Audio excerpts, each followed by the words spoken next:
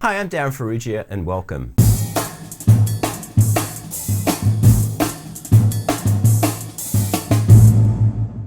Some of you may not know this, but I have written 2 books.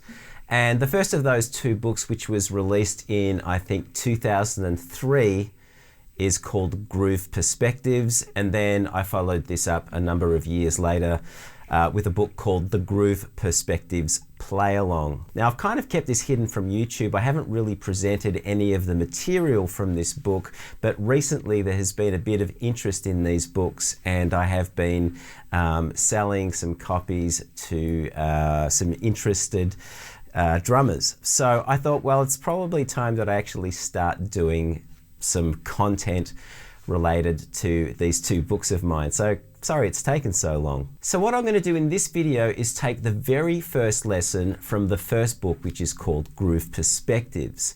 And basically what this book is about is sort of developing grooves in the funk, fusion style, the style of drumming that you would hear people like, David Garibaldi, Dave Weckl, Mike Clark, Vinny, Steve Gadd, any of those players. It's really written in that style. So those grooves are, very much in that style of playing. So what I'll present to you today is the very first exercise and really what this exercise is all about. So in the front of this book, I talk about getting the correct sounds and the correct volume balances between the bass drum, the snare drum, and the hi-hat. And so in order to make any of the grooves in any of these 2 books work properly, we really need to address the sounds and the dynamics. So let's get started on that. What I'll start with is a paradiddle, a single paradiddle, right, left, right, left, left. It's a pattern we all know. And I'm going to play that paradiddle on the snare drum. Now, a few things that I'm going to focus on in order to get this right is I'm going to take the accents on each downbeat and play those as rim shots. And then all the non-accented notes are going to be played as ghost strokes. And I'm aiming for a height of those ghost strokes about 4 to 5 centimeters or 2 inches, thereabouts. It's more about getting a contrast between loud and soft. So what I'll do is I'll start with the paradiddle on the snare drum so that you can hear the volume differences between the accents, which are rim shots, and the non-accents, which we'll call ghost strokes. 1, 2, 3, 4.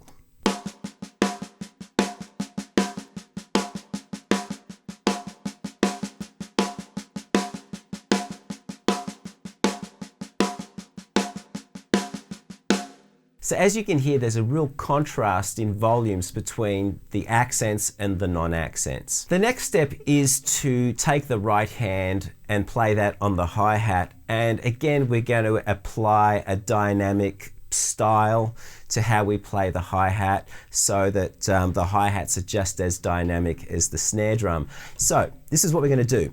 All the accents on the hi-hat are played with the shoulder of the stick on the edge of the hi-hat, and the non-accented notes are played with the tip of the stick on top of the hi-hat. So again, we're going for a contrast in volume, but also a contrast in the type of sound that we're getting. So as you can hear, the accents on the hi-hat are quite fat. It's a thicker sound because we're using the thicker part of the stick. The non-accented notes are a thinner sound because we're using the tip of the stick on top of the hi-hat. Just a few things to think about when you're playing the hi-hat. Try to avoid hitting the hi-hat with this part of the stick. That thinner part of the stick is going to sound a little thinner. It's not going to give you a fat accent, which is the one that we want. And also, you're going to chew through your sticks a lot faster. So a lot of my drumsticks have very little wear in this area. So I would encourage you to avoid hitting the hi-hat with that part of the stick. So what I'll do is I'll play that paradiddle with the right hand on the hi-hat, the left hand on the snare drum. 2, 3, 4.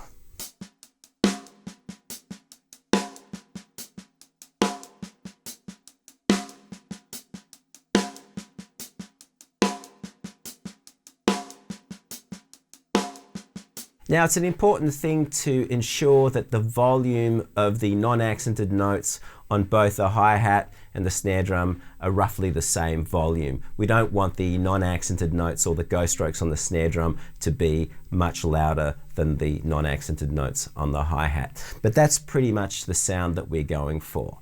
Now, what I do in this book is I add a bass drum pattern underneath that hi-hat and snare drum groove. And the bass drum pattern is basically based on a samba. So the rhythm of the bass drum is this: 1 E and a 2 E and a 1 E and a 2 E and a.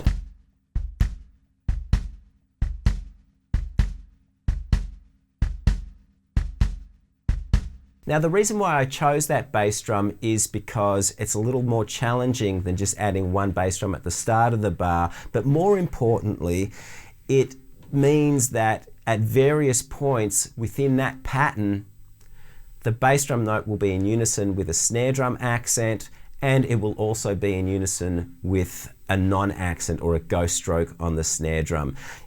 Anyone who's had lessons with me or even seen some of my previous videos will know that I often discuss the weak relationship between the left hand and the right foot if you are a right-handed, right-footed drummer. So it's quite possible and very common, let's say, to flam between the left hand, the snare drum, and the bass drum.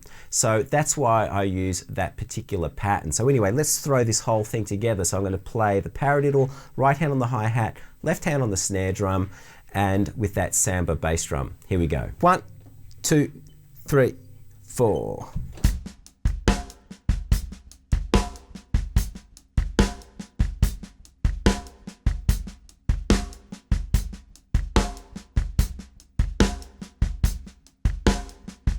So that's the very first exercise in groove perspectives. So if you're interested in checking out these books, I'm going to leave a link in the description below as to how you can buy them if you're interested in that sort of thing. So in future videos, I'll be uploading more and more content from these books, including the play-alongs. So stay tuned for more. So the books are Groove Perspectives and the Groove Perspectives Play-Along. Anyway, I hope you enjoyed this video and this little introduction to my books. There'll be more to come, so hang in there. If you like this video, hit the like button, and if you haven't done so already, subscribe, and remember to hit that notification bell so that you know when I've uploaded a video, which is every week. So until next week, have a great week, and I'll see you all soon. Bye.